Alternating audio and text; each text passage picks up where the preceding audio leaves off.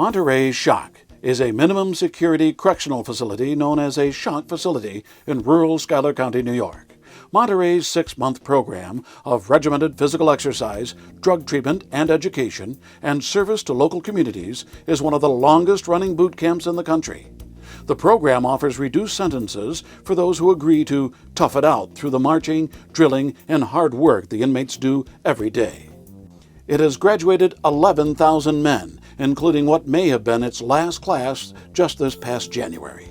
Among its graduates is Curtis Jackson, a.k.a. rapper 50 Cent, whose films and music are straight from the urban streets. When Jackson graduated from Monterey Shock, he says he took the stage name of 50 Cent as a symbol of his own change and redemption.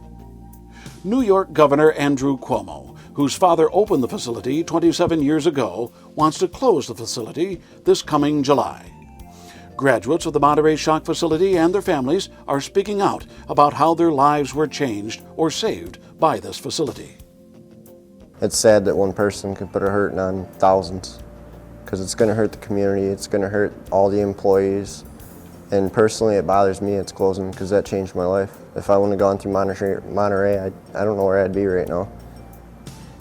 Camp Monterey certainly changed my life. It was the most valuable 6-month experience I ever had. I would put it over college, I would put it over sports, I would put it over jobs. Because of the intangibles, the discipline and the responsibility have really served me well since then, and I was missing it prior to. And I know I struggled for a long time wondering when I was going to get a knock on the door telling me that he was dead by some of his poor choices, or a phone call telling me that, you know, we have your son in jail, or that he's been killed in a car accident or something.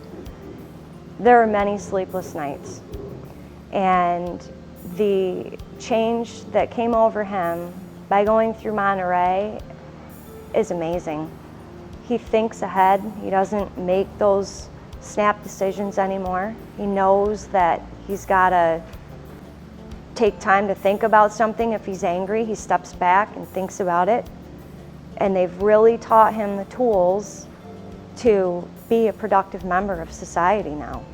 Closing Monterey Shock cuts an $8 million payroll from this small county and cuts prisoner-supplied services to many local communities. Estimates are that the community service, low repeat offender rate, and the productivity of graduates have saved New York taxpayers nearly $1.5 billion since Monterey opened in 1987. Shock isn't where you cut. Shock is a place that saves $1.4 billion over 26 years. It gets kids home after 6 months and in the right frame of mind to be able to be motivated and ready to go to work and know how to work, because they worked for communities, they've worked for nonprofit groups and organizations all over 3 or 4 counties here in the central part of New York. And when they got back on that bus in the afternoon, they looked back and could say, hey, we painted that building, we painted that truck, we carried all of that furniture back into the fire academy because we did the floors there.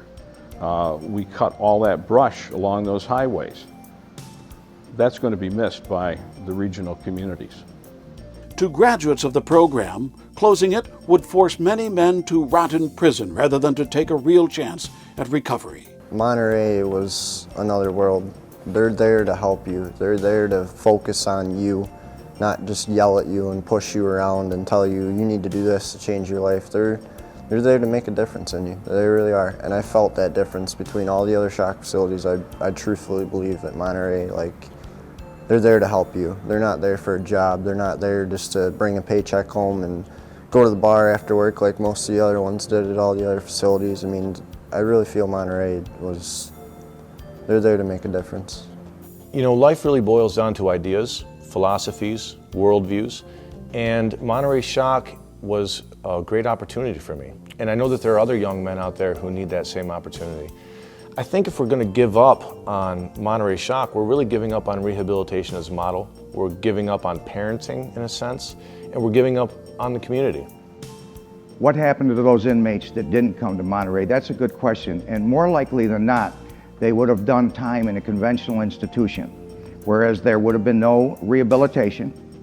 The good possibility existed that they learned better ways to commit easier crimes, to make quicker money, and it was just a revolving warehouse type of situation. You know, I believe in community, and I believe in investing, making smart investments, and giving up on a recycling plant is a poor idea, especially in favor of another trash bin. You know, anybody can say, let's just have 2 trash bins and save $5, but you're going to end up with twice the repos, and twice the landfills, and no success stories. What can be done to keep Monterey Shock open? Petitions have been signed, rallies are underway, state legislators have been lobbied to push Governor Cuomo to change his decision.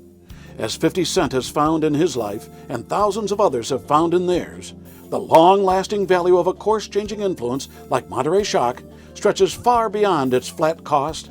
It is an investment in humanity.